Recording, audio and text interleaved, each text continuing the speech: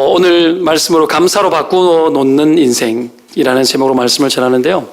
추수감사절의 의의는 우리의 삶으로 이 수확한 모든 것을 하나님께서 베풀어 주신 은혜임을 알고 그 하나님 앞에 다시 돌려드리는 것에 의의가 있습니다. 만일 누군가에게서 큰 은혜를 입었는데, 큰 은혜를 내가 베풀었는데 그 사람이 찾아와서 감사의 마음을 표현한다면 되게 감동이 될 것 같아요. 비록 내가 기대하거나 은혜를 베푼 것이 어떤 목적이 있어서 한 것이 아닐지라도 그 은혜를 경험한 사람이 찾아와서 감사를 표현하게 된다면 아마 세상은 훨씬 더 따뜻해지고 행복해질 거라고 생각이 되어지고 하나님을 믿는 저희들이 이 일을 잘 감당해야 되는 것이 아닌가 싶은 생각들이 들어집니다. 세상을 따뜻하게 하고 행복하게 만드는 건 사실 몇 마디 말이면 가능해요. 감사합니다, 고맙습니다, 미안합니다. 이런 몇 마디 말이면 정말 가능하지 않습니까? 특별히 감사하다라는 차원에서 추수감사절을 우리가 잘 생각해 봐야 되겠는데요. 제가 결혼을 하고 둘째 아이를 낳았을 때 이야기입니다. 그때 초등학교 선생님이 생각이 나는 거예요. 제게는 참 소중한 6학년 때 배덕희 선생님이라고 20대 이 청춘의 때 결혼하지 않는 처녀의 몸을 가지고 제가 살았던 경북 청송, 현동, 도평 그 꼴짝이 비포장도로 그 시골에 이제 교대를 졸업하고 대구에서 대구 교대를 나오신 것 같아요. 졸업을 하시고 부임을 해 오셨는데 참 6학년 때 선생님 참 좋았던 것 같아요. 얼굴도 예뻤지만 우리에게 꿈을 심어 주셨어요. 그 어린 시골에서 어린 우리들에게 그 촌놈들이 얼마나 여러분 제가 지금은 이래 좀 멀쩡해 보일지 몰라도 그때는 진짜 이렇게 촌놈이었거든요. 그 시골에서 아이들에게 학예회라는 걸 처음 이렇게 이 책에서만 보던 걸 열어주신 거예요. 학예회를 했어요. 그리고 일기를 쓰면 일기를 기억해 두셨다가 한 번은 제가 5일 장날이에요. 장날. 면 소재지니까 장 크게 섭니다.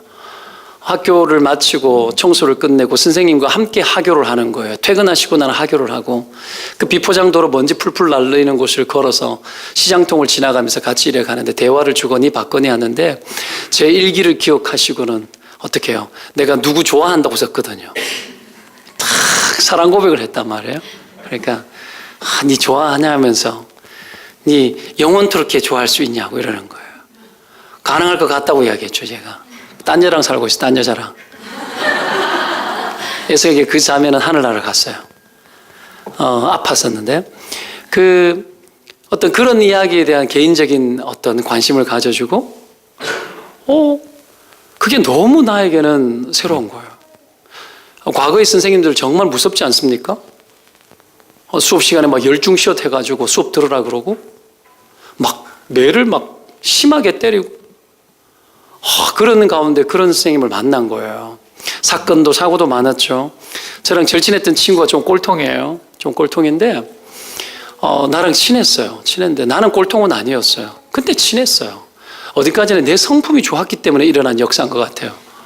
근데 하루는 선생님이 매를 좀 해오라고. 그 시대에 그래도 매가 필요하잖아요. 특히 여성에게는 더 필요해요.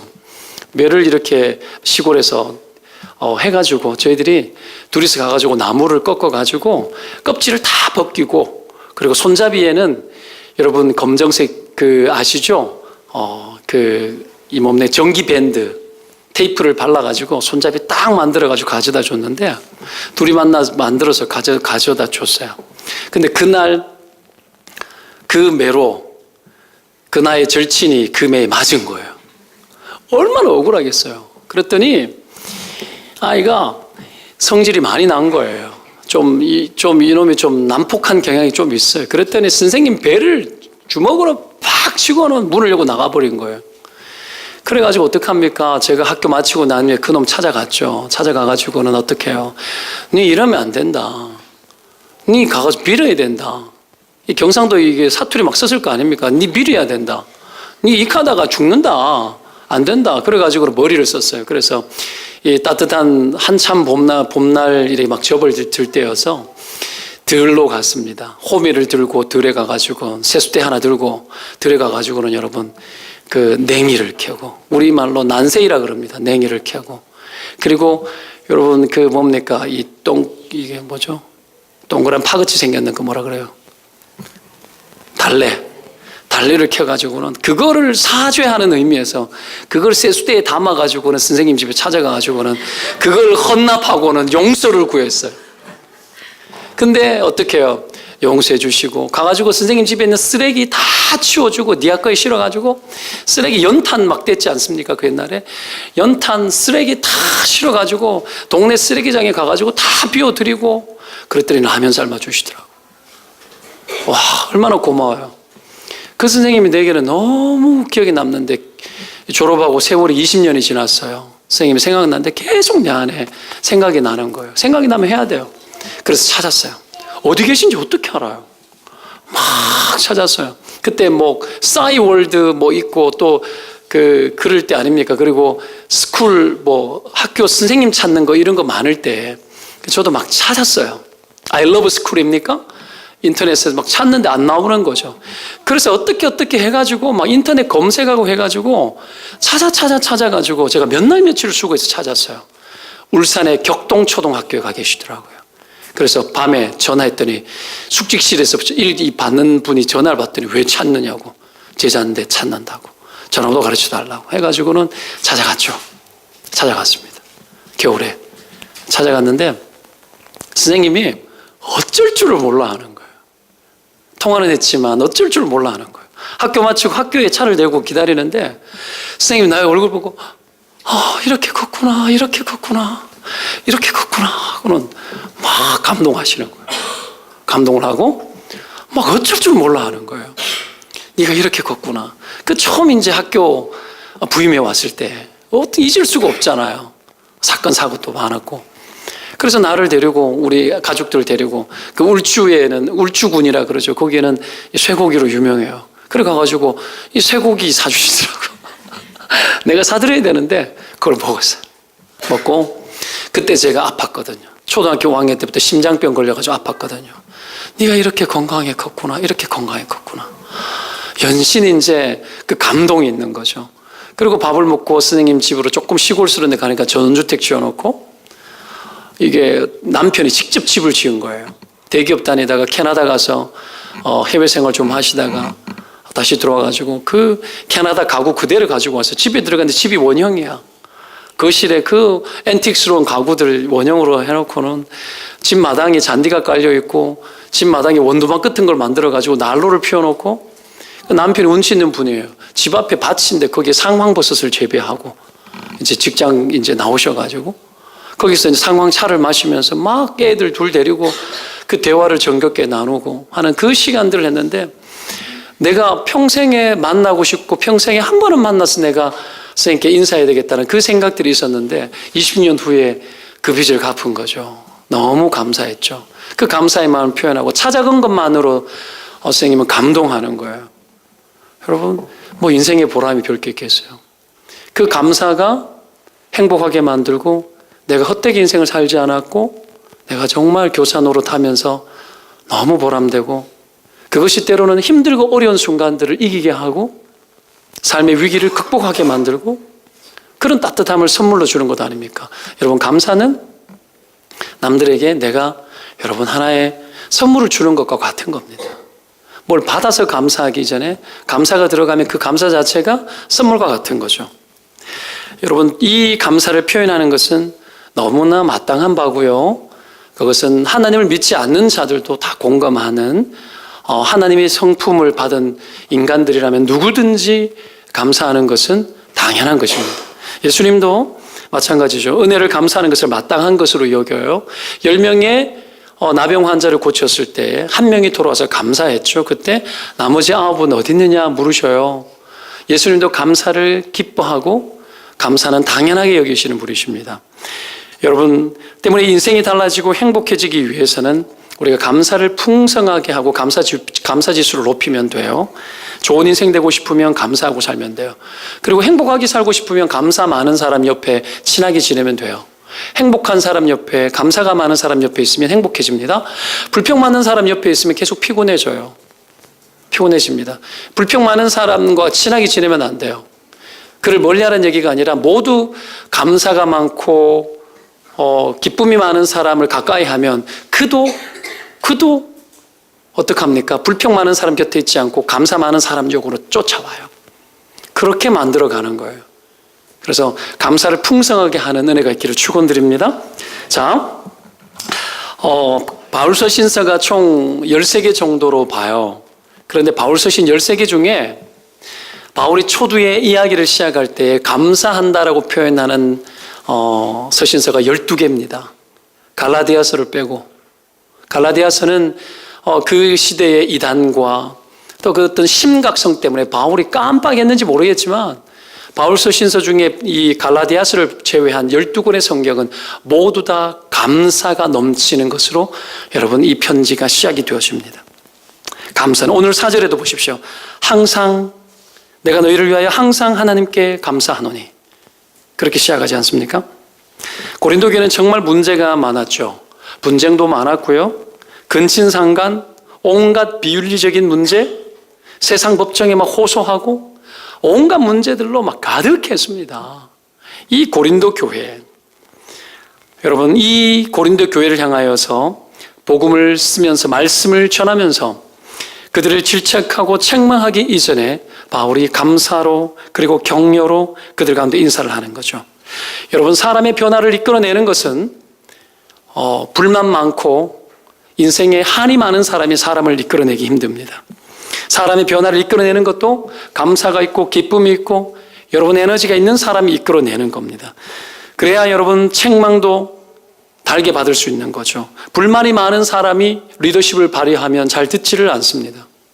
감사가 있고 마음이 안정이 되어지고 영적으로 충만한 사람이 리더십을 발휘할 때 누구든지 듣고 그를 쫓습니다. 여러분 행복한 사람 옆에 붙고 싶지 원망하는 사람 옆에 붙고 싶습니까? 근데 이상하게 세상은 유유상종이라 그랬습니까? 원망이 많은 사람은 원망이 많은 사람끼리 붙어가지고 서로를 그릇된 위로를 합니다. 그릇된 확신에 빠지게 만들어요. 이 구조를 깨야 합니다. 이 구조를 깨뜨려야 합니다. 온통 여러분 냉정한 세상 속에서 냉정함이 나중에는 여러분 쓰라림으로 바뀌고 그 쓰라림 속에서 헤어나지 못하면서도 여러분 그 불만 속에 분노함으로 그렇게 들끓으며 살아가는 그런 집단들도 있고 존재할 수 있습니다. 그런 것들은 굉장히 위험합니다. 때문에 여러분 언제든지 신앙인들은 감사가 넘치고 기쁨이 넘쳐서 리더십을 발휘할 수 있고 영향력을 줄 수 있는 사람들이 되어야 될 줄로 믿습니다. 다니엘이 여러분 하나님께 기도하면 사자굴에 던져진다는 것을 알고도 그가 자기 집에서 하루에 3번씩 예루살렘을 향하여서 기도하지 않습니까? 그 방향을 향하여서 3번씩 기도를 합니다. 그때 성경이 이렇게 기록합니다. 다니엘을 죽이기 위한 왕도 바꿀 수 없는 법을 만들었을 그때에 사자굴에 던져지는 그 법이 만들어진 그때에 그걸 알고도 다니엘이 이 조서에 어인이 찍힌 것을 알고도 자기 집에 돌아가서는 그 방을 예루살렘으로 향하여서 열린 창을 향하여서 전에 행하던 대로 하루 3번씩 무릎을 꿇고 기도하며 그렇게 나옵니다. 여기서 끝나는 것이 아닙니다. 기도하며 그 뒤에 이렇게 나옵니다. 그 하나님께 감사하였더라. 그 하나님께 감사하였더라. 다니엘이 그렇게 했을 때에 사자의 입이 막힙니다. 여러분 감사가 넘치는 자를 함부로 공격할 수 없습니다. 그 안에 있는 건강하고 영적인 충만함으로 인하여서 사람들이 함부로 공격할 수 없고 원수마귀가 함부로 무릇뜯을 수가 없는 겁니다. 다니엘이 그래서 흔들림 없는 감사가 충만한 사람으로 살았기 때문에 그가 국가가 몇 번 바뀔 때도 바벨론에서 나중에 페르시아로 바뀌기까지 나라가 바뀌어도 그는 나라의 리더가 되어 있었습니다. 여러분 정권이 바뀌면 정권만 바뀌어도 리더로 존재하는 건 거의 불가합니다. 그렇지 않습니까? 근데 나라가 바뀌었는데도 그는 리더로 여러분 살아가는 인생이 된 겁니다. 왜 그랬을까요? 그 내면에 충족한 힘이 있었기 때문입니다. 모든 상황 속에서 상황을 극복해내고 이겨낸 증거가 뭐냐면 감사합니다. 모든 것을 이겨냈다는 명확한 증거가 뭐냐면 감사합니다. 우리 인생 가운데 감사가 나오지 않는다는 얘기는 아직 덜 극복하고 덜 이겼다는 얘기입니다. 그래서 감사는 믿음과 연결되어져 있고요. 감사는 하나님의 섭리와 연결되어져 있습니다. 그래서 감사가 터지는 그 인생은 그 위기를 극복하기 시작하고 그 위기를 이미 이긴 것과 마찬가지입니다. 그래서 여러분 그가 감사한 겁니다. 위기가 다가왔을 때 감사뿐 아니라 정말 큰 위기가 다가왔을 때는 여러분 해야 될 게 뭐냐면 감사는 나중입니다. 위기가 막 다가왔을 때 미리 감사할 수도 있지만 정말 큰 위기가 다가왔을 때는 원망하지 않는 것이 중요합니다. 욥이 어떻게 고백합니까? 취하신 자도 여호와시요 주신 자도 여호와시라고 그렇게 고백하지 않습니까? 사단이 동방의 의인이었던 욥을 보니까 너무 하나님이 축복해 주니까 그의 인생이 하나님을 경외하는 삶을 사는 것 같다고 하나님께 찾아와서 어떻게 합니까? 항변을 하는 겁니다. 하나님이 허락했죠. 네가 원하는 대로 해라. 목숨 건들지 말고. 그때 여러분 아이도 자녀들도 재산도 다 거둬가 버립니다. 기가 막힌 일이 터졌습니다. 온몸에는 악창이 들었죠. 마누라는 하나님 욕하고 죽어버려라 하고는 도망가 버립니다. 그 여러분 극단적 상황 속에서 주신 자도 여호와시요 취하신 자도 여호와시라고 욥이 그렇게 고백합니다. 그러면서 여러분 뒤에 이렇게 기록합니다. 욥이 범죄하지 아니하고 하나님을 향하여 어리석게 원망하지 아니하니라. 극단적 상황 속에서 원망했습니다. 여러분 우리 인생에 감사뿐 아니라 감사가 터져야 되는 것이 마땅하지만 그 이전에 원망되어질 상황, 정말 한스러운 상황 속에서 불만되어지고 감사할 수 없는 상황 속에서 우리가 충동적으로 올라오는 우리의 본성이 올라올 때에 그 본성을 여러분 중단시켜야 합니다. 범죄치 않고 중단시켜야 됩니다. 이 힘이 저와 여러분 가운데 있기를 축원드립니다. 하나님 그런 자를 복되게 하십니다. 원망하지 않는 자를 복되게 하십니다. 그리고 감사가 넘치는 자를 복되게 하는 줄로 믿습니다. 하나님 그런 자를 붙들어 쓰시고 리더가 되게 하시고 영향력을 미치게 합니다. 신자와 불신자의 다른 점이 무엇입니까? 불신자들이 여러분 환난을 만났는데 감사합니다 하는 사람 봤습니까? 여러분 거의 하기 힘든 고백입니다. 신자의 삶에 있어서 이 감사는 우리가 흔한 고백이 되었기 때문에 이것이 얼마나 가치 있는 건지 잘 알지 못하지만 감사는 능력입니다. 감사는 정말 고귀한 것이고 믿지 않는 자와 믿는 자를 확연하게 갈라놓을 수 있는 가장 강력한 여러분 무기 중에 하나입니다. 때문에 신자의 감사는 세상에 영향력이 되어줍니다. 사랑하는 여러분, 이 감사가 이 추수감사절을 통해 가지고 감사가 추수되어지기를 주의 이름으로 축원을 드립니다. 여러분 그렇게 했을 때 여러분 뒤틀린 인생도 바로 잡힙니다. 잘못 가는 인생도 바로 잡히고 우리가 정말 그릇된 생각을 하고 있는 그 생각들도 바로 잡힙니다. 감사가 여러분 우리로 하여금 바로 잡게 하는 거예요. 그래서 여러분 어긋나고 삐뚤어져 있는 잘못된 인생도 바꿔내는 것이 감사입니다. 이런 감사가 풍족하게 하기 위해서 오늘 우리는 어떻게 살아가야 될 것인가 우리는 성경에서 배워야 합니다. 오늘 바울이 고린도 교회를 향하여서 글을 쓴 내용들을 보면서 우리가 어떻게 감사를 풍족하게 할 것인가 몇 가지 교훈을 나눕니다. 첫 번째, 감사를 넘치게 하기 위해서 해야 될 것은 첫 번째 해야 될 것은 감사할 것을 찾는 자가 되는 것입니다. 감사할 거리를 찾아야 합니다. 분쟁도 많고 문제도 많은 이 고린도 교회, 여러분 그들을 향하여서 바울이 하는 이야기가 오늘 감사 아닙니까? 너희를 위해 항상 하나님께 감사하노니, 항상 하나님께 감사하노니. 이 말 속에는 뭐가 들어있습니까? 바울은 모든 순간 속에도 감사할 거리가 있다는 것을 확신했던 사람입니다. 모든 절망적 상황, 모든 좋지 않는 상황 속에서도 감사는 있다라는 거예요. 감사할 것은 있다라는 겁니다. 이 바울이 그겁니다. 5절에서 7절을 한번 읽도록 하겠습니다. 5절부터 7절까지 같이 읽습니다. 시작. 이는 너희가 그 안에서 모든 일, 곧 모든 언변과 모든 지식이 풍족함으로 그리스도의 증거가 너희 중에 견고하게 되어 너희가 모든 은사의 부족함이 없이 우리 주 예수 그리스도의 나타나심을 기다립니다. 자, 여기에 풍족, 견고, 부족함이 없이 이런 단어들이 나옵니다. 이건 아무리 문제가 많아도 감사할 것이 많다라는 것을 보여줍니다. 사랑하는 여러분, 감사할 것이 없는 것이 아니라 감사할 것이 있음에도 불구하고 우리가 찾지 않기 때문에 못 보는 겁니다. 찾으면 반드시 보입니다. 우리 아들 허물을 들추는 것 같아서 미안하지만 아들이 어저께 레슨을 받으러 가는데 지갑이 없다라는 거예요. 그 지갑 안에 주민등록증과 학생증이 들어있었습니다. 근데 갑자기 번뜩이는 게 뭐냐면 지난주가 수능 아니었습니까? 이 녀석은 수능 날 저녁까지 자기가 그래서 내가 어제 물었죠. 지갑이 언제부터 없었냐? 두 주 전부터 없어졌대요.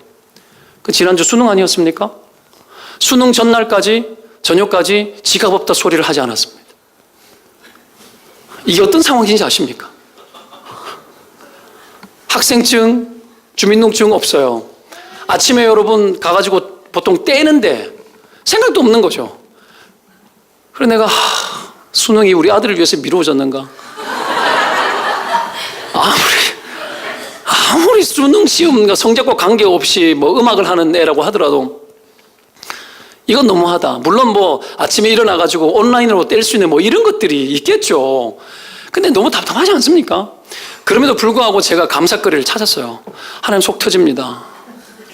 내가 이 속 터지는 놈을 데리고 지금까지 살아왔는데 얼마나 흘리고 다니는지 주님 아시죠? 그러면서 내가 이렇게 차를 태워 가는데 가방 안에 보니까 자기가 뭐 책 같은 걸 하나 하는데 책 사이에 그 얇은 지갑에 꽂혀서 들어가 있었던 거예요. 그걸 차 타고 가다가 레슨 가다가 이렇게 본 거예요. 그렇지만 내가 이렇게 감사했어요.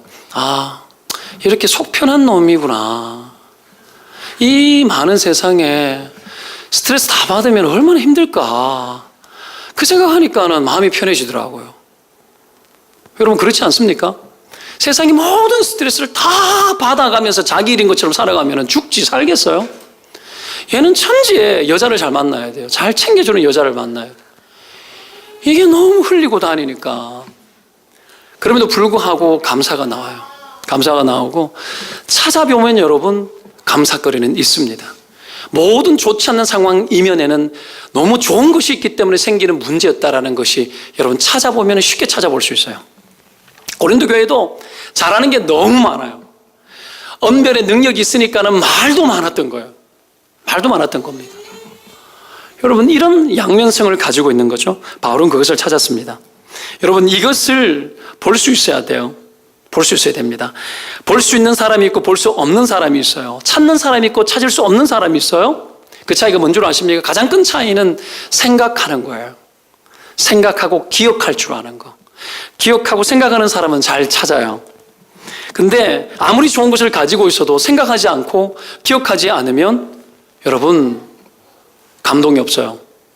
제가 안산에 처음 이사를 와가지고 안산 동산교회 갔을 때 집에 손님을 많이 치니까는 식기세척기를 하나 샀습니다. 인터넷에서 어떡합니까? 이 뭐 반품몰 이런 데서 해가지고 사가지고 16개월 할부 16개월 맞는 것 같아요. 할부해가지고 사가지고 딱 쓰고 손님 오면 그걸로 설거지 막 하고 그랬거든요. 모든 준비가 세팅되어 있어요. 그 놈을 쓰다가 이사를 가니까 빌트인이 안 되니까 베란다에 뒀다가 어디 뒀다가 쓸 때도 있고 못 쓸 때도 있고 막 이러다가 이번에 아파트 이제 또 이사를 가거든요. 이사를 가면 거기 새 아파트 아닙니까? 여기 다. 거기에다가 내가 그 완전히 막 옆에는 녹이 쓸어서 막 떨어지고 이러고 앞에도 막 일어나려고 그래요. 이렇게 도료되는 부분이. 그걸 갖다가 어떻게 하면 들고 막 거기 빌트인을 갖다가 잘라내고 거기다가 제가 직접 밀어 넣었어요. 밀어 넣고 안에 연결 막 다 하고 돈 4만 원 아끼려고 다 하는 거예요. 막 들어 머리를 밀어 넣고 막 하는데 막 인대가 막 늘어나고 막 내가 진짜 이래 살아야 되나? 막 진짜 돈이 약이다 진짜 돈이 보배다 막 이러면서 아내는 옆에 부부싸움할 뻔 이혼할 뻔했어요. 막 그래 이혼을 그러지 않았나 내가 막 두들두들 그리고 그래도 탁 밀어놓고 나니까 감동이 오더라고요. 컬러도 다르고 별로 안 어울려요. 그래도 어떡합니까? 흐뭇하고 감동이 있고 이거 안 버리고 야 이거 잘못했으면 이현정 원사님 달라 그랬는데 줄 데 없어가지고 줬으면 큰일 날 뻔했어요. 그걸 내가 또 끌어안고 있다가 빌트인을 했죠. 여러분 되게 안 어울리잖아요. 기억하는 거 내가 그걸로 수많은 사람을 먹였어요. 집에 손님을 초대를 하고 리더들을 초대를 하고 아내가 밥을 먹이고 그것을 위해서 여러분 헌신된 닭이 여러분 몇 마리인지 몰라요. 먹이고 설거지하고 막 했던 그 모든 인생의 스토리가 담겨있는 저 낡아빠진 여러분 식기세척기 보면서 감사가 나오더라고요. 감사가. 여러분 새 것이라고 좋은 게 아닙니다. 우리의 기억이 우리로 새 것 되게 합니다. 그래서 감사하는 사람은 찾는 사람이에요. 생각하는 사람이에요. 이 넥타이 작년에 명절 생일 때 우리 사역자들이 뭐 원가를 다 주고 산 것 같지는 않고 조금씩 모아가지고 할인하는 거 이렇게 산 것 같아요. 그 오늘 제가 했죠. 좋은 것을 가지고 있으면서도 기억하지 못하면 감동이 없고 축복이 안 나고 기도가 안 나와요. 그래서 어떡합니까? 저는 애써 기억합니다. 넥타이를 매면 넥타이 사준 사람을 기억해요. 그리고 그걸 가지고 반드시 찰나의 기도를 드립니다. 제일 나를 괴롭힌 사람이 누구냐 하면은 여러분 로션 사주는 사람이에요. 공교롭게도 거의 기도합니다. 거의 기도합니다. 스킨 로션 사주면 어떻게 합니까? 아침에 바르면서 찰나의 기도를 거의 합니다. 거의 안 빠뜨립니다. 이 목사가 뭔 재주가 많아가 선물을 받겠습니까? 목사라고 존경해 주니까 그걸 받는 건데 받고는 어떡합니까? 그냥 있을 수 없잖아요. 내가 기도한 것 치면 그 사람 내한테 더 가지고 와야 돼. 더 가지고 와야 돼. 근데 기억이 감사를 일으키고 감동을 일으키고 그 사람을 축복하게 되잖아요. 여러분 입었는 옷들 중에 받은 옷들 많으시죠? 여러분 안에 스카프, 여인들 스카프 거의 대부분 자기 돈 주고 사는 경우도 있지만 누가 선물해 준 경우 많죠. 기억해 보라고요. 따뜻해지죠? 거기서 감사가 넘치기 시작하고 찰나의 기도라도 잠시지만 3초라도 찰나의 기도 하나님 축복해 주십시오. 여러분 그 기도가 들어가기 시작할 때 그도 살고 여러분도 사는 거예요. 이것이 여러분 우리로 하여금 삶을 풍성하게 하고 뒤틀린 인생도 바꿉니다. 행복해지기 시작하는 거예요. 어떤 사람이 여러분 자살했어요.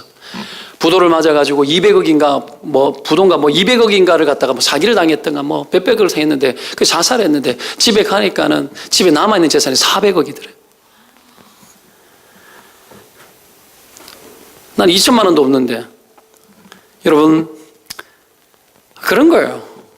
사람이 많다고 해가지고 좋은 게 전혀 아니에요. 인생의 절체절명의 순간을 만났을 때 내게 주신 하나님의 복을 세어보고 찾아볼 줄 알면 그 사람은 정말 부자입니다. 감사가 넘치는 사람이 제일 부자입니다. 옆에 사람 축복합시다. 감사로 부자 되십시오. 여러분 때문에 생각해 봐야 됩니다. 이 땡큐라는 말과 싱크라는 어원이 같은 어원이에요. 그래서 여러분 생각하면 이 땡큐가 되는 거예요. 아시겠어요? 감사하기 시작하면 또 생각이 되어지는 거예요. 이게 여러분 정말 의미 있는 거죠. 굉장히 성경적인 겁니다. 성경에 보면 형통한 날에는 기뻐하고 곤고한 날에는 뭐하라? 생각하라. 생각하라. 곤고한 날에는 여러분 생각해야 돼요. 뭘 생각해야 돼요? 나쁜 거? 아니요. 곤고하고 힘들 때 하나님이 개입된 생각을 해야 돼요. 영적 사고가 동원되어져야 됩니다. 믿음의 사고방식이 여러분 인생의 환난을 만났을 때 믿음의 사고방식이 들어와야 됩니다. 그리고 생각해 봐야 됩니다. 그 생각이 그치지 말고 그 생각을 하나님 앞에서 호소하고 기도하고 하기 시작하면 여러분 그것이 해석되어지기 시작합니다. 그냥 생각이 아니라 하나님의 생각으로 해석되어지기 시작합니다. 내 인생이 보이기 시작해요. 각각받은 것이 해석되어지면서 하나님의 뜻이 뭔지 보이기 시작합니다. 그래서 여러분 기억하고 생각해야 되는 겁니다. 이스라엘의 신앙교육은 전부 기억하는 것이었습니다. 12돌, 여러분 요단강을 건너고 나니 요단강 안에 있던 돌을 끄집어내 와서 12돌을 세웁니다. 법궤 아래 만나와 여러분 뭡니까? 이 아론의 쌍난지팡이와 십계명 이 두 돌판이 들어있었습니다. 다 기억시키는 거예요. 그 기억은 뭐예요? 이스라엘의 범죄예요. 십계명 앞에 들고 내려올 때 범죄했던 것을 기억시키고 아론의 쌍난지팡이 할 때도 그들이 대들고 여러분 범죄했을 때 아닙니까? 만나 매출하기도 불만 떨 때 하나님이 주신 것들이에요. 그걸 기억하셔. 죄가 여러분 법궤 안에 그 모든 죄의 흔적들이 들어있는 걸 다 집어넣어 그 위에 피를 뿌려 죄를 사해 준 거예요. 하나님 그런 분이라는 거야. 우리의 죄 중에도 우리를 긍휼히 여기고 우리의 허물 중에도 하나님이 긍휼히 여기셔서 그 위에 주의 보혈의 피를 뿌려 우리를 용서해 주는 그 하나님, 그거 기억시키기 위해 가지고 이스라엘은 여러분 문지방에다 써붙이고 끊임없이 기억시켰어요. 신앙교육이 뭡니까? 아이들로 하여금 기억시키는 거예요. 하나님은 어떤 분인지 찾게 만드는 거예요. 밥을 보면서 기억시키는 거예요. 일상의 기도를 하는 이유가, 식기도 하는 이유가 뭐예요? 이것이 하나님께로부터 말미암았다라는 거예요. 누군가 나에게 뭔가를 줬을 때 들고 가가지고 아이들과 먹을 때 기도시킵니다. 이거 누가 주신 거야? 누가 어떻게 해서 주신 거야? 기도해야 돼. 축복기도 시키고 먹는 거예요. 여러분 다 기억시키는 거예요.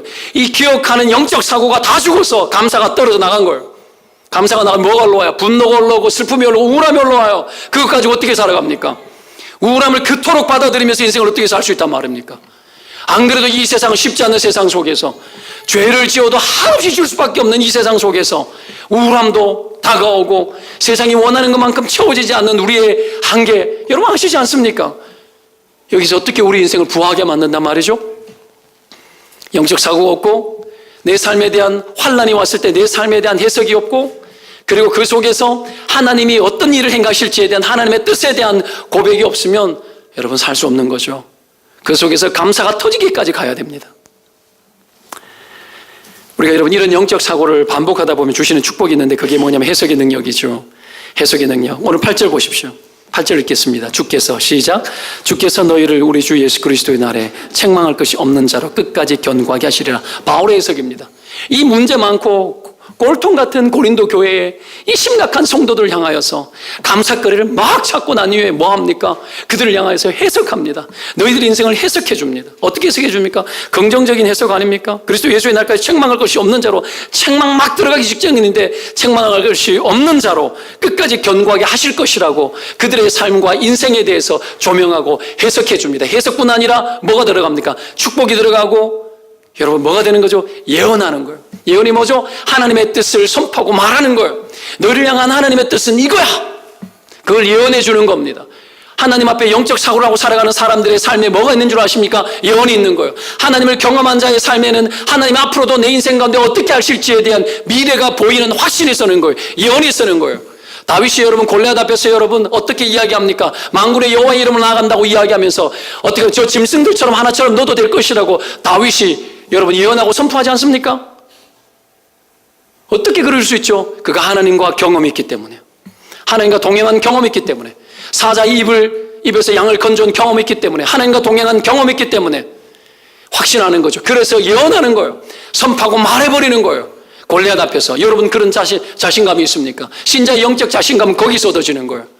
우리 인생에 예언할 수 있습니까? 여러분의 인생이 암담하고 상황이 어려워지고 위기가 다가오고 내 스스로의 힘으로 해결할 수 없는 한계 상황에 노출되어지고 그 어떤 것도 할 수 없을 그때에 내 인생이 하나님 손에 달렸고 하나님이 일할 것이고 내 삶은 변화될 것이고 하나님의 기뻐하시는 뜻 가운데 되어질 것이라고 예언할 수 있는 힘이, 믿음으로 선포할 수 있는 힘이 있습니까? 여러분, 하나님이 찾는 자에게 그 확신을 주십니다. 그래서 그 사람은 미래에 대해서 두려워하지 않는 거예요. 그러니까 여러분 원수마귀 어떻게 우리를 잡아먹어요? 우리를 못 이기죠. 제가 20대 때 회심하고 하나님을 경험하고 그렇게 살아갈 때 제가 몸이 별로 안 좋잖아요. 그냥 초등학교 때부터 심장병 걸려가지고 고생을 하고 피를 토하고 병원에 내 스스로 자서전을 썼을 때 이렇게 썼어요. 고난도 복이다. 20대 때 내가 자서전을 썼어요. 고난도 복이다. 거기서 내 인생을 표현할 때 이렇게 썼어요. 내 인생은 응급실 인생이다. 끊임없이 응급실 쫓아다니고 실려다니고, 여러분 뭐 생명부지 뭐 쉽지 않죠. 살아있는 게 기적이죠. 20대 때 제가 예수 믿고 10대 때 고등학교 때 예수 처음 믿었지만 인격적으로 20대 중반에 예수를 믿고, 근데 그때도 몸이 안 좋으니까 간도 많이 상하고 전신마취 몇 번 했는지 몰라요. 온몸에 간도 안 좋고 막 그랬는데 내가 어느 날 기도하는데 간이 안 좋은 것 같아. 그래서 내가 간경화 같다 이 생각이 드는 거예요. 뭐 이런 게 다 있죠. 그래서 기도하다가 제가 병원에 갔어요. 가가지고 검사했어요. 확인해야 될 것 같아서 했어요. 20대 중반에 확인하고 초음파하는 중에 간경화죠. 그러니까 아저씨가 깜짝 놀라더라고요. 어떻게 알았냐고. 아는 수가 있다고. 건축에 제가 이렇게 고백했습니다. 하나님, 20대 중반의 나이 때 이런 고백하기 쉽지 않아요. 하나님, 내게 주어져 있는 이 상황은 제게 최선입니다. 하나님, 내게 주어져 있는 이 상황들은 하나님이 내게 허락한 가장 좋은 적절한 상황입니다. 하나님, 이 모든 것들이 하나님 내 인생을 만들어가는 하나님의 뜻의 수단과 도구가 될 줄 믿습니다. 내가 그렇게 기도했어요. 25살 때. 버릴 것이 하나도 없고. 사랑하는 여러분, 하나님이 개입하는 믿음의 사고, 영적 사고가 들어가면 여러분 삶 가운데 펼쳐져 있는 그 모든 고난도, 어려움도, 불편함도 기적의 도구가 되고 소수가 될 줄로 믿습니다. 여러분, 이게 개입되어질 때 그때 바뀌기 시작합니다. 두려움이 끊어지고 평안이 찾아오고 미래에 대한 열린 시각과, 그리고 어떡합니까? 예언이 나오고 거기서 그치지 않고 그것만 거기서 끝나는 것이 아니라 그 일과 관련된 것만 해결되는 것이 아니라 다른 것까지 눈이 열리고 다른 것까지 해석되어지기 시작합니다. 폭이 넓어지는 거죠. 그게 지경이 넓어지는 거예요. 보는 지경이 세상을 읽어드리는 세계관도 달라지고 세상을 보는 지경이 넓어지는 거예요. 내가 하나님의 영향력을 가지고 세상 가운데 펼칠 수 있는 확신도 커지는 거죠. 그 정도 아우라를 가지고 사람을 만나 대화하는데 질 수 있습니까? 그 정도 아우라를 가지고 사람과 대화하는데 여러분 그들 가운데 있는 속된 사고방식에 내가 점령당할 수 있습니까? 영향력이 흘러가지 않겠습니까? 오늘 신자의 권세와 능력이 여러분 여기에 있습니다. 하나님의 진리 가운데 살아가고 하나님의 영적 사고를 공급받아서 해석하고 예언하고 모든 상황 속에서 감사를 터뜨리고 그렇게 살아갈 수 있는 여러분 그 능력 신자에게 허락된 것들이에요. 그렇게 살아가는 은혜가 있기를 축원드립니다. 하나님이 그렇게 하시는 거죠. 미국의 럭키 산맥에 가면 여러분 거기 수목 한계선 나무가 거의 자랄 수 없는 거기에 자라는 나무가 있는데 무릎 꿇은 나무 폭풍우가 몰아치니까 나무가 여러분 막 구불렁구불렁한 거예요. 거기에 나무가 자랄 수 없는데 나무가 자라는 그걸 배워서 세계에서 가장 좋은 바이올린을 만듭니다.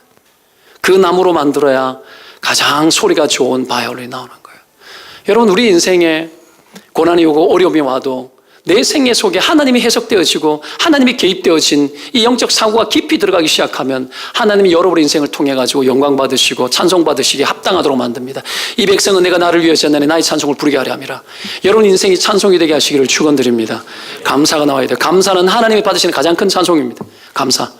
여러분 감사가 뭔 줄 압니까? 제가 만든 말이에요. 나중에 책 쓰면 이야기할 건데 감탄사의 약자예요. 감탄사. 모든 순간 속에 감탄이 있어야 돼요. 하나님의 뜻 때문에 감탄이 있어야 되는 거죠. 하나님 이거군요. 하나님의 뜻이 있군요. 이 일을 통해서 하나님을 이렇게 하시겠군요. 이게 놀란 하나님의 뜻이 있군요. 감탄이에요. 감탄사예요. 감탄사. 이 감탄사가 넘쳐야 여러분 감사가 넘치는 겁니다. 그런 은혜가 있기를 바라요. 여러분 이렇게 하나님이 개입되게 하도록 하기 위해서 그럼 해야 될 것이 뭔가? 하나님이 주시는 영적 사고가 되도록 하기 위해서 해야 될 것이 뭔가? 오늘 바울은 이렇게 이야기합니다. 9절 보겠습니다. 9절 시작. 너희를 불러 그의 아들 예수 그리스도 우리 주와 더불어 교제하게 하시는 하나님은 미쁘시도다. 뭐예요? 하나님과 교제하라.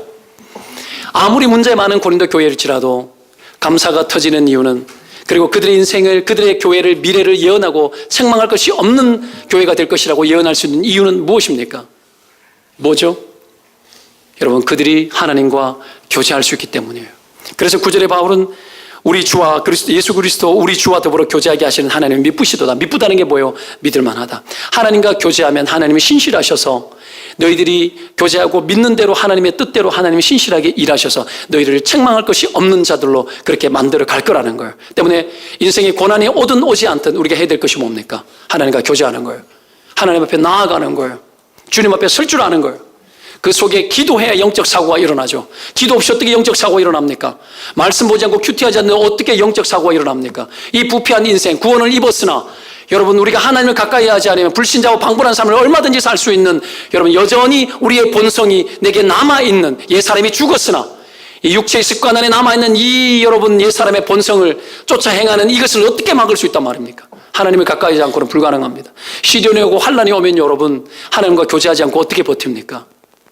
불가능하죠. 때문에 우리가 시련이 오고 어려움이 와도 하나님께 나아가 영적 쇄신이 필요하고 우리 영혼이 하나님 앞에서 깨끗해져야 합니다. 회개할 거 회개하고 정리할 거 정리하고 하나님의 기뻐하시는 것을 선택하고 하나님의 뜻이 있는 줄 믿습니다 하고 당돌하게 기도하고 하나님의 역사를 내게 보여주십시오. 부어주십시오. 여러분 그렇게 기도하고 나아가야 되지 않겠습니까?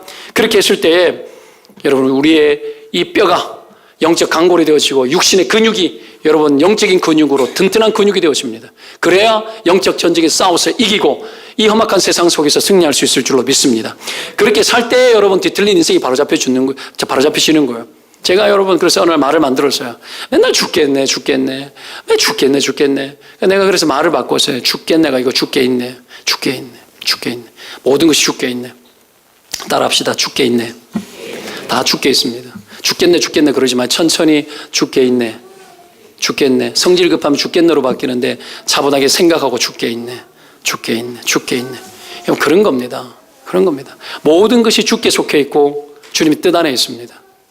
죽겠네 말하지 말고 죽게 있네라고 이야기해요. 우리나라 사람만큼 죽겠네 소리 많이 하는 것도 애들도 죽겠네 맨날 죽겠네 하도 학습이 돼가지고 배고파 죽고 요즘 시대 배고파 죽는 사람이 거의 없는 시대. 배고파 죽겠네 맨날 죽겠네 여러분 배고파도 죽게 있네. 그렇게 바뀌어져야 되는 겁니다. 믿으면 아멘. 두 번째 감사를 풍성하기 위해서는 여러분 생각뿐 아니라 말도 바꿔야 돼요. 말.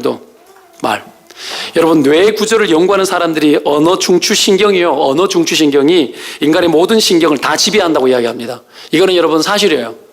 저는 모르기 때문에 여러분 참고해서 제가 이야기하는 건데 어느 중추신경이 인간의 모든 다른 신경계를 다 지배해요. 예를 들어 짜증나 이렇게 이야기하면 여러분, 우리의 뇌는 여러분 순식간에 짜증날 수밖에 없는 모든 것들을 우리의 뇌는 다 찾아가지고 순간적으로 다 올려준대요.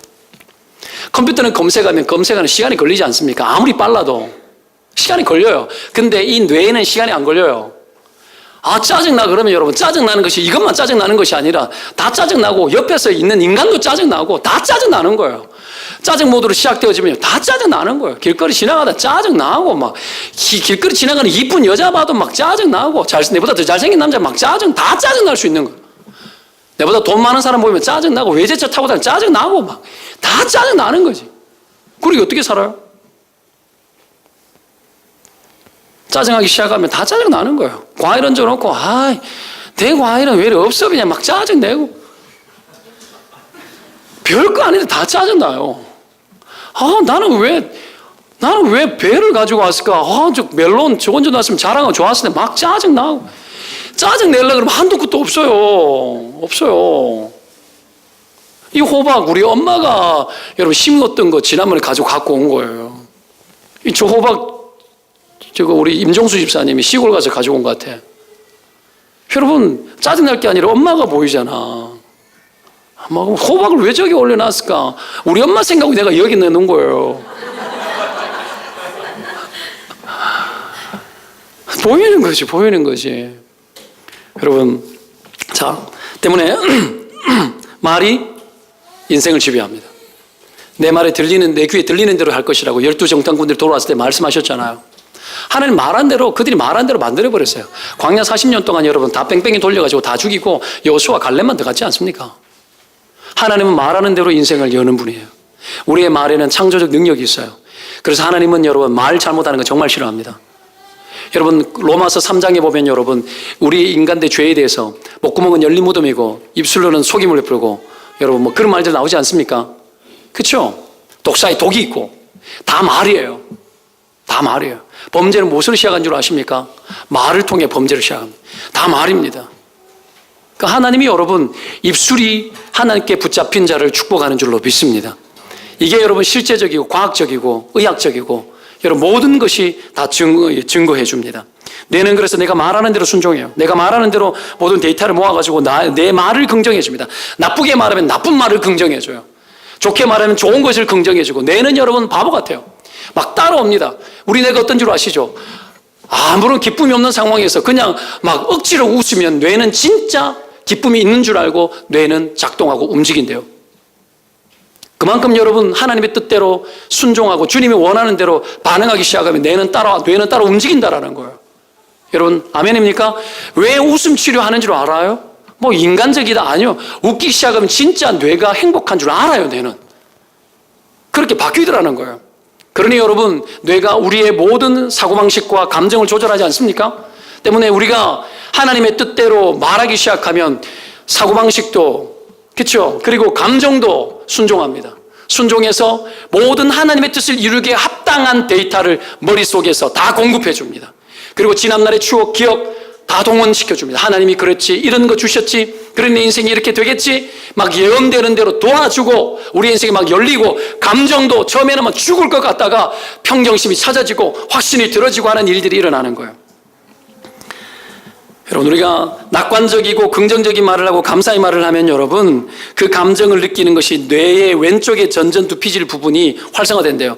반면에 나쁜 거, 불만, 욕하고 저주하고 이런 것들은 오른쪽 전전두피질만 막 활성화된대요. 어떤 실험을 했는데요. 낱말 카드를 보여줬는데 수십 개를 보여주면서 막 좋은 말 막 하다가 갑자기 중간에 나쁜 있죠. 이놈 저놈 욕을 막 써놓고 딱 관찰하고 나중에 조사를 해보면 앞에 좋았던 말들 하나도 기억 안 남아.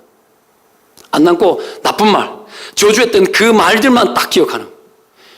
여러분 그것이 부정이 긍정보다 4배 이상 강하답니다. 그러니 여러분 그 말을 듣고 그 말을 하면서 인생이 복될 리가 없고 나쁜 영향이죠. 상대방에게 내가 나쁜 말 한마디 딱 던지면 그 하나에 끝나지 않고 여러분 내가 말했던 것보다도 몇 배 때로는 몇십 배가 더 나쁘게 파장이 흘러갑니다. 그러니 여러분 그게 딱 잡히면은 하루 종일 휘날리는 거예요.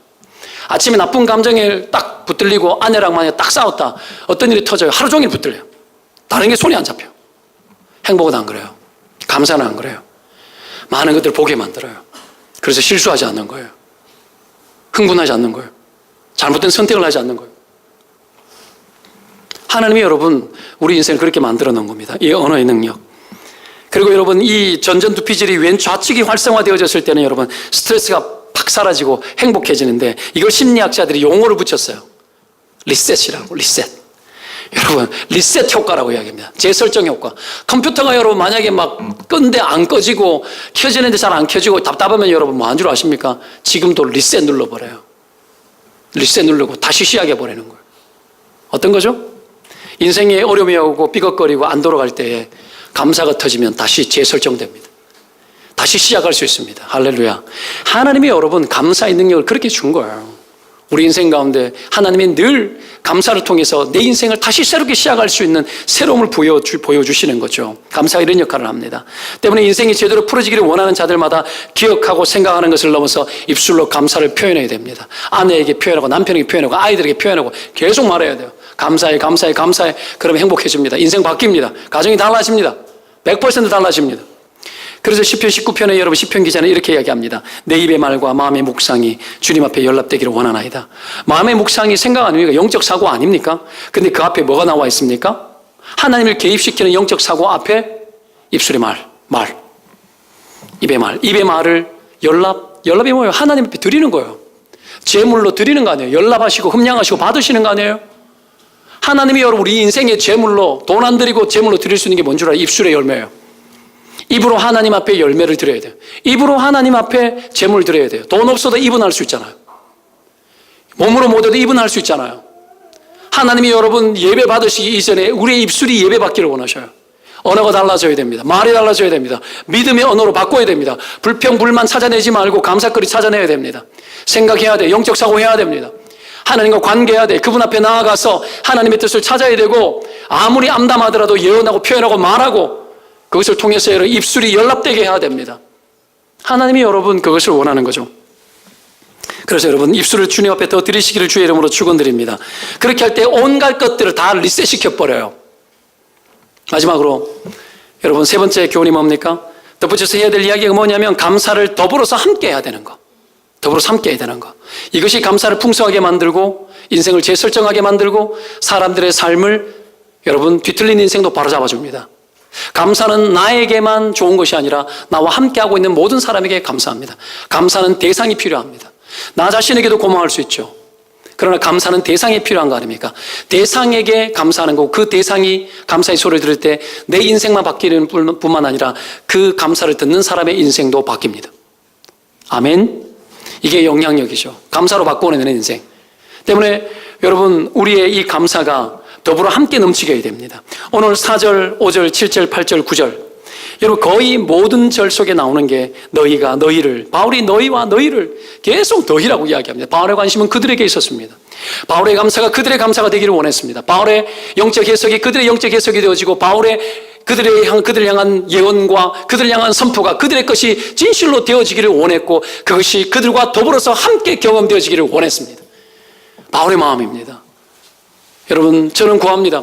저는 바랍니다. 여러분 하나님이 주신 은혜와 복과 감사거리 제 안에 있는 것이 여러분의 것이 되기를 바랍니다. 그 여러분의 고백이 우리 모두의 것이 되기를 바랍니다. 이 감사가 풍성할 때 여러분 불평 불만과 우리 안에 들어오는 나쁜 영향력들이 끊어집니다. 원수마귀가 떠납니다. 우리의 삶이 총체적인 여러분 이 절박함 속에서 그냥 헤매이고 거기에서 완전히 무너질 것 같은 그 상황 속에서도 감사하기 시작하면 용기가 일어나고 세포가 바뀌기 시작하고 내 몸 안에 세포의 화학적 변화들이 일어나기 시작하고 그리고 여러분 생각과 마음과 감정과 의식까지 하나님 바꿔놓는 놀라운 역사들이 일어날 줄로 믿습니다. 우리가 여러분 감사하기 시작할 때 다른 사람의 뇌 속에 들어가는 행동을 하는 겁니다. 그들 뇌 속에 들어가서 그들 생각의 영적 사고를 우리가 집어넣고 그들 뇌 속에 들어가서 우리가 리셋 버튼을 내가 직접 눌러주는 일을 하는 것이 감사합니다. 그러니 더불어 감사치 아니할 수 없고 인생을 홀로 살아갈 수가 없는 겁니다. 함께 하는 겁니다. 더불어 감사하고 더불어 나누는 겁니다. 여러분 아파트에 작년에 100개 나눴고 올해 바구리가 너무 커서 몇 개가 될지는 모르겠으나 나눕니다. 뭐 하는 걸까요? 연세 드신 어르신들 인생 정년 퇴임하고 사회에서 전부 다 애를 쓰고 이 땅의 아버지들 아닙니까? 여러분 다 보면은 여러분 나름대로 제가 괜찮은 직장에서 인생 살고 존경받던 인물인데 갑질하고 그러면 안 돼요. 갑질하는 거, 그거는 여러분 입술을 더럽히는 거예요. 예수 믿는 사람들 정신 못 차리고 똑똑한 척하고 아는 척하고 뭐 이게 바르고 저게 바르고 뭐가 바른데 이 세상이 어떻게 바를 수 있어? 이 세상은 아무리 바르게 예를 살으라 그래도 인간의 죄는 끝까지 바르게 할 수 없어요. 오직 주만 의롭습니다. 그 속에서 우리가 해야 될 게 뭡니까? 사랑과 긍휼과 여러분 용서와 이해입니다. 쓰라린 가슴을 안고 살아가는 사람 따뜻하게 해주는 거. 여러분 찾아가가지고 별거 없어요. 추수감사절이어서 고마워요 하고 인사 나누고 전해주면 돼요. 그들 스트레스를 리셋시켜주는 거예요. 그들의 삶의 절망을 여러분 새롭게 해주는 거예요. 노후에 따뜻함을 주는 거예요. 여러분 어른을 존경하지 못하고 존중하지 못하고 잘 되는 백성을 못 봤습니다. 이 땅에 젊은이 막 나가고 순서도 없고 질서도 없고 어른들을 막대하고. 여러분 어른들이 허물 있고 실수가 있어도 그러면 안 돼. 알아요? 여러분 작년에 우리 아파트 불법 주차 개판 치워가지고 불법 주차 해놨는 거 딱지 붙였는데 새벽에 어떤 여자가 찾아가가지고 어른들한테 이 새끼 저 새끼 욕을 하고 그날로 그만두셨어요. 그런 상황들을 작년에 이슈가 많이 되어서 그래서 시작된 게 과일 나누는 거예요. 과일 바구니에서 그들의 마음을 따뜻하게 하고 그들의 스트레스와 노년에 여러분 어떻게 하면 어려운 중에 그들 안에 있는 스트레스를 리셋시켜주고 기쁨을 주고 행복을 선물하는 거예요. 사랑하는 여러분, 온 세상 가운데 여러분의 감사가 더 지금보다 10배는 넘쳐야 될 것 같아요. 더 풍성한 감사가 넘쳐서 수많은 사람들의 스트레스를 여러분 리셋 버튼 늘려줄 수 있는 그런 복된 인생들 살아가시기를 주의 이름으로 축원드립니다. 기도합시다.